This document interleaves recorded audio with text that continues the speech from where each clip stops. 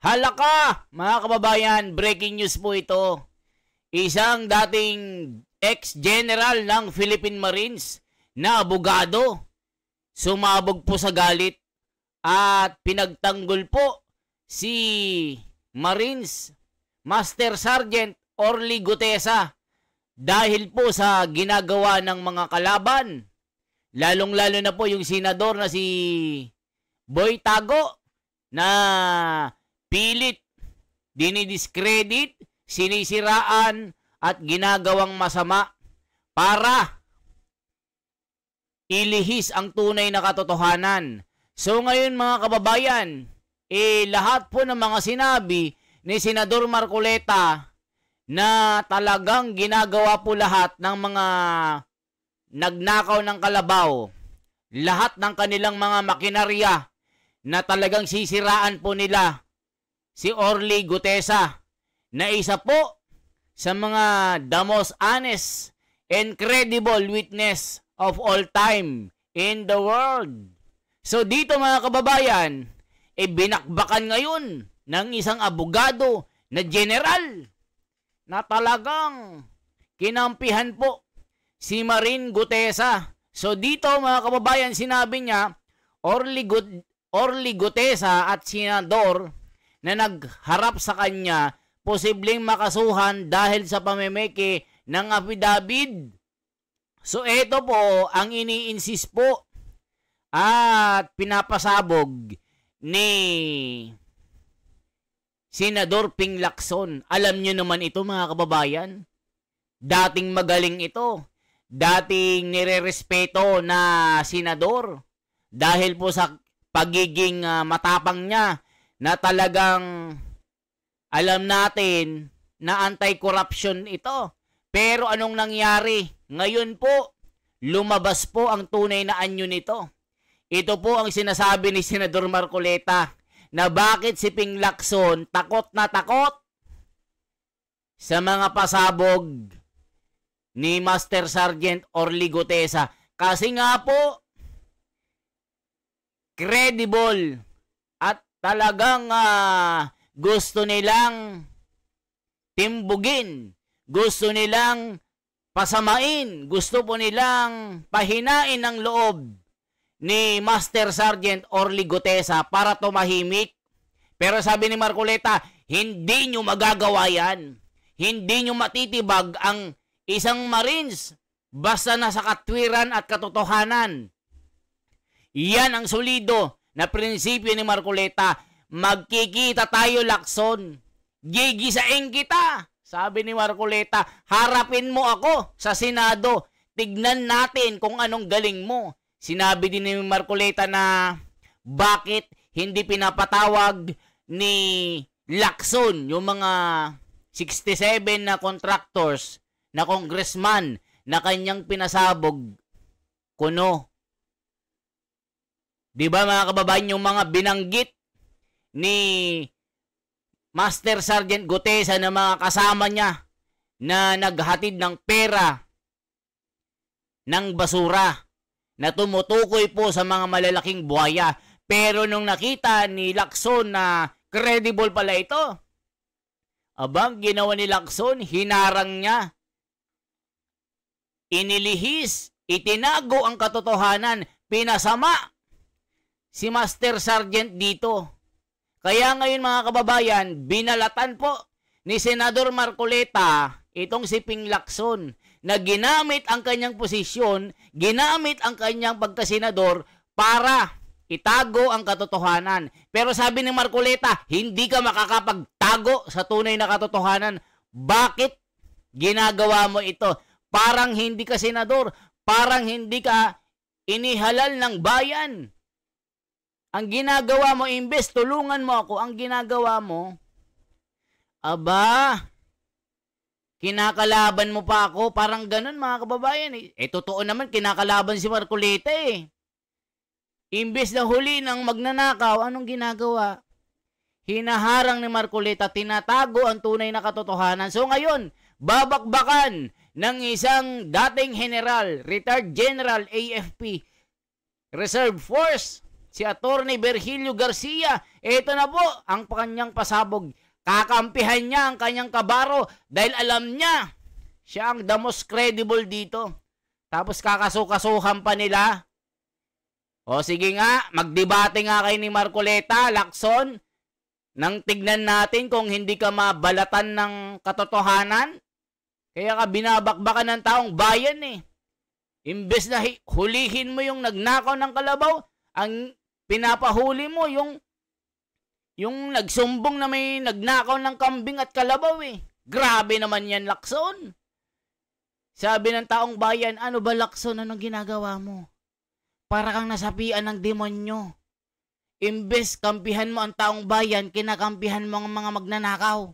Yan ang sabi ng mga comment. So ngayon, ito na po mga kababayan. Corroborative yung statement nila sa bawat isa.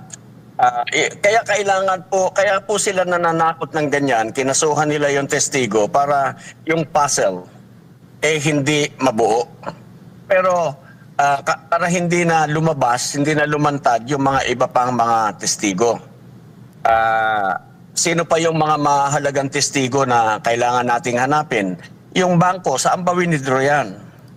Yung delivery yung armored van na nag-deliver nung milyon-milyong perang yan din sa yung mga driver noon, yung mga saan dinala yan, kailan kinuha, yung mga ganon. So that we're able to complete the puzzle, kailangan yung mga testimonya ng mga ito lumabas. No? So, kailangan isabina nila, branch manager, o employee, o security guard, o gaya yan. Yung everyone na makakapagbigay. Pero lahat po yan may visa. Wala pong bawas yung katulad ng sinasabi ko, very much valid ang statement ni Master Sergeant Gutesa. Kahit na po anong gawin nila. O yan, grabe, no? O, kita nyo po yung puntos ng isang abogado, pati mga bank teller, mga robbing teller, mga bank manager, saan sila nag-withdraw ng pera. Mga kababayan, ano ba ang sakop ng government? Di ba land bank lang naman? So, ang gawin ng niping Lacson, ipatawag yung mga manager ng land bank. O, yan kasi, wala ka kasing alam eh. Puro ka gutesa Marcoleta. Yung mga grounds mo wala namang kwenta. Kaya nila ginagawa pala ito para takutin ang iba pang mga gustong magpasabog ng mga nilalaman nila or nalalaman tungkol dito. Kaya nila kinasuhan para hindi na daw pamarisan. O kita nyo po ang mga mga gunggong, mga animal. Mapapa-animal ka na lang mga kababayan kasi lahat tayo mga kababayan gusto pang makahanap at makakita ng tunay na investigasyon, tunay na merong makakasuhan, pero anong ginagawa nila? Wala po! Grabe na ito mga kababayan. Grabe ang pagtatakip ng mga buwisit na ito. Good morning, Admar. Siguro yung ating mga kababayan sa falsification at saka sa perjury. Maaari nyo po bang muli maipaliwanag ang kaibahan po nito? Kasi yun nga, nababanggit na ipaliwanag nyo po kanina na ang na-falsify lang is yung pirma. And at the same time, hindi naman nagsasabi na mali-mali yung mismong kanyang sinumpang salaysay na kanyang binanggit naman. Isinapubliko naman niya ito at kanyang dinipensa nung siya po ay humarap dyan sa Senado, attorney. Kasi kung halimbawa sasabihin nila na it is a forgery. No? Ibig sabihin hindi pirma ng notaryo yung nakapirma doon sa dokumento. And therefore, forge yung pirma, hindi sa kanya. Ang sinasabi ng batas, kung sasabihin mong yan ay forgery, hindi uubrang mga presumptions ang gagamitin mo na yan falsified document dahil halimbawa, ang presumption is, ikaw nagpanotaryo Ibig sabihin, ikaw ang magbebenepisyo sa dokumentong ito and therefore, ikaw ang nagpa-forge. Ikaw ang guilty party, ikaw ang nag-forge niyan. Hindi po uubra yung ganoong klaseng presumption to establish your guilt beyond reasonable doubt na ikaw yung forger. Kailangan po ma-establish yan by clear and convincing evidence na ikaw talaga ang author ng forgery. Yon. Eh, when you falsify a statement, you falsify your ganon, yun yung falsification. Opo. Yung perjury po, attorney.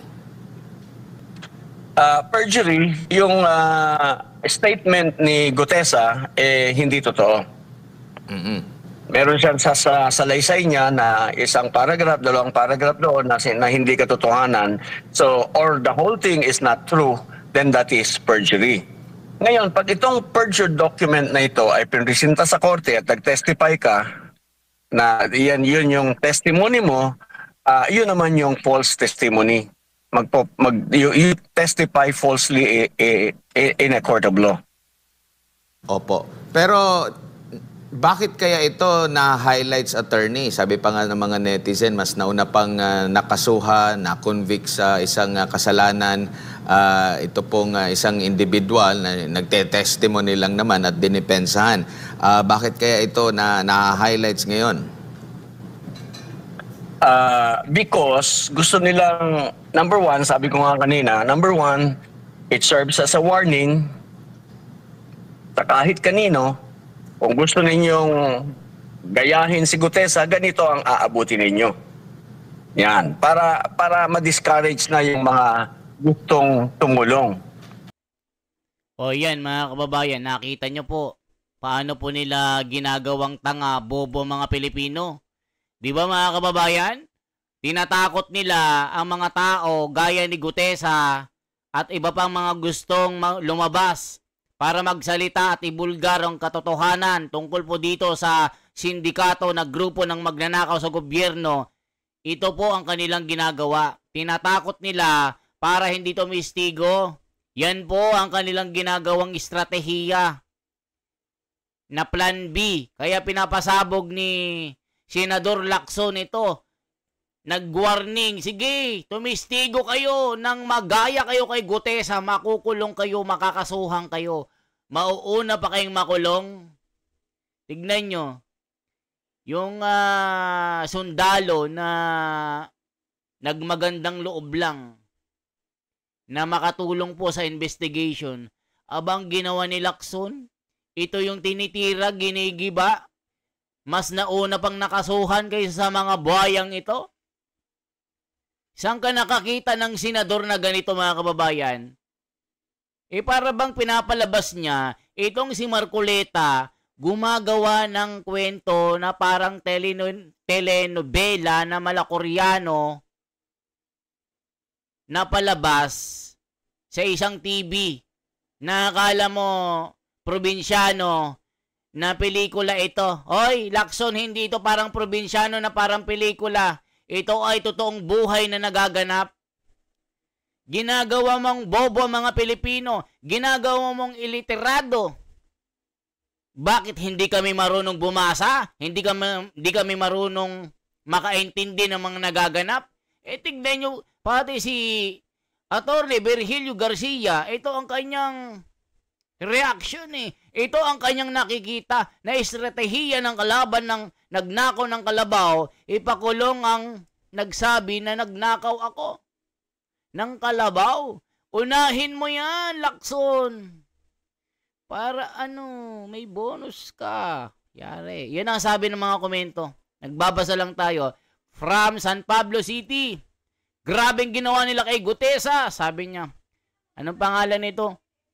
Si Mario Mendoza ng Purok 1, San Miguel Street, katabi ng tindahan ng kwek-kwek. Grabe naman.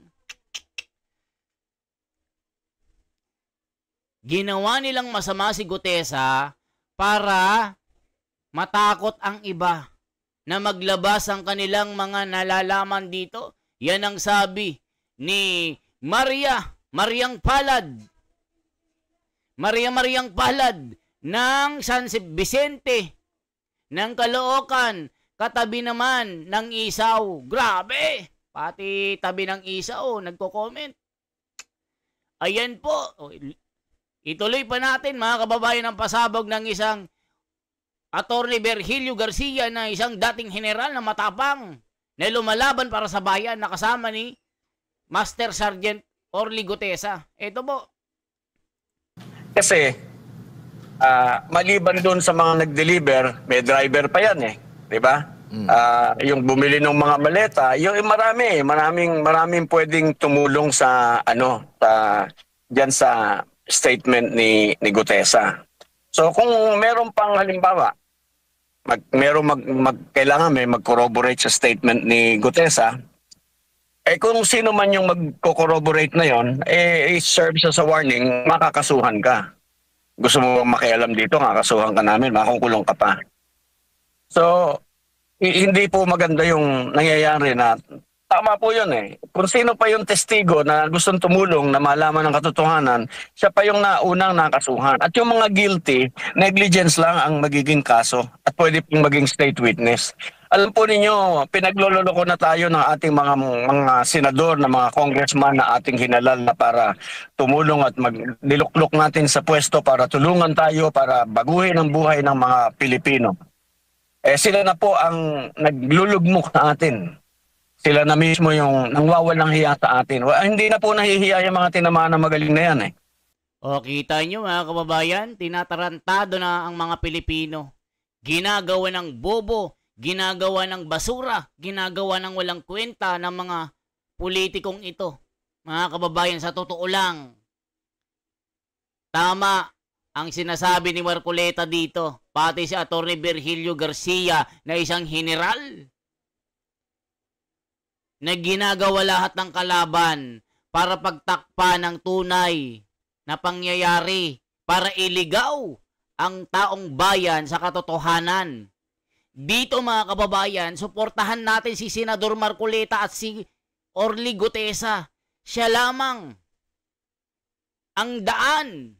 Siya lamang ang tanging nag-iisang direksyon na ating susundan.